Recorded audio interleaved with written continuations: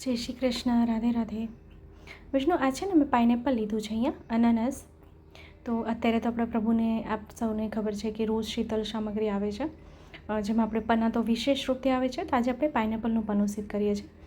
તો અહીંયા છે ને સ્લાઇસ કરેલા અહીં લીધા હતા. અહીંયા પાઇનેપલ મેં 5 થી 6 સ્લાઇસ છે.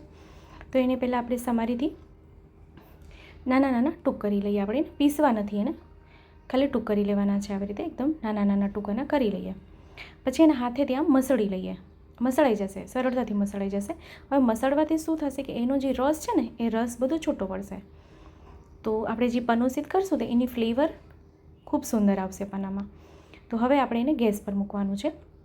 જો વધારે જલ નથી કરવાનું એમાં. પહેલાં આપણે એમાં 1/4 કપ ખાલી જલ, વધારે નહીં, એકદમ 1/4 કપ જેટલું જલ કરશું. અને એમાં સાથે આપણે સાકર પધરાવી દઈશું. આપ મિશ્રી પધરાવી શકો છો. તો 1/4 કપ જલ પધરાવ્યું, સાથે 5 થી 6 ચમચી આમાં વધારે બી નહીં પધરાવવાનું, નહીં તો જે પાઇનેપલની જે ફ્લેવર છે ને એ નહીં સુંદર આવે, ખાલી મીઠું મીઠું વધારે થઈ જશે. તો હવે એને ગેસ પર મૂકીએ અને એની સુંદર એવી ચાસણી કરી લઈએ. જ્યાં સુધી આ જલનો ભાગ વળી ન જાય ને, એકદમ ઘટ ના થઈ જાય ને, ત્યાં સુધી આપણે એને ગેસ પર રાખીએ. તો જો આ ટેક્સચર આવે ને પછી ગેસથી નીચે ઉતારી લઈએ. તમે રસ જો સુંદર એવો રસ એનો થઈ ગયો, ચાસણી જેવું થઈ ગયું છે. હવે ઠંડુ થાય ને એટલે આપણે એને ગાળીએ તો એનો જે રસ છે ને બધો રસ આપણને મળી જાય. તો આમાંથી જ આપણે 2 સામગ્રી સિદ્ધ કરવાની છે, એક પન્ના અને બીજું બિલસારું. કારણ કે આપણે આમનામ અને જવા ન દઈએ, કારણ કે એનું બિલસારું બી સુંદર થાય. તો આમાં જ બિલસારું બી થઈ જશે. તો એ કેવી રીતે કરીએ એ હું બીજા વિડીયોમાં, એટલે બીજો એપિસોડને બીજો વિડીયો બનાવીશ તો આપને સમજાશે. તો એને શું કરીએ, હવે હાથેથી સરખું જરાક એવું પ્રેસ કરીને એનો રસ થોડો કાઢી લઈએ. હવે જે પ્રમાણે મારી પાસે એકદમ નાનકડા લોટીજી છે કે એમાં હું પન્નું સિદ્ધ કરીને ધર્યું, એ પ્રમાણે આપ વધારે સામગ્રી કરી શકો. તો આવી રીતે એને હાથેથી પ્રેસ કરશું ને તો એનો જે રસ છે ને, ચાસણી અને ફ્લેવર આખી એમાં નીચે ઉતરી જશે. અને એને આપણે ફરી લોહીયામાં રાખીએ, કારણ કે આપણે એમાંથી બીજી સામગ્રી કરવાની છે. પણ એ કેવું કરશું એ હું આપને ચોક્કસથી બતાવીશ.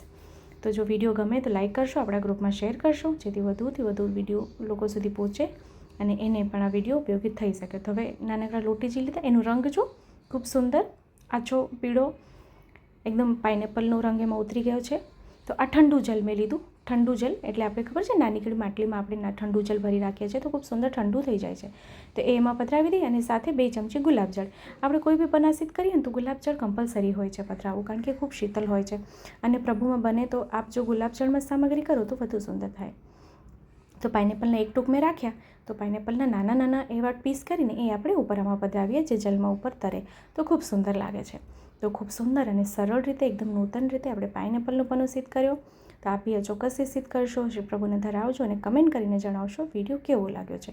ફરીથી મળશું નવા વિડીયોની સાથે. ત્યાં સુધી આપ સૌને મારા જય શ્રી કૃષ્ણ.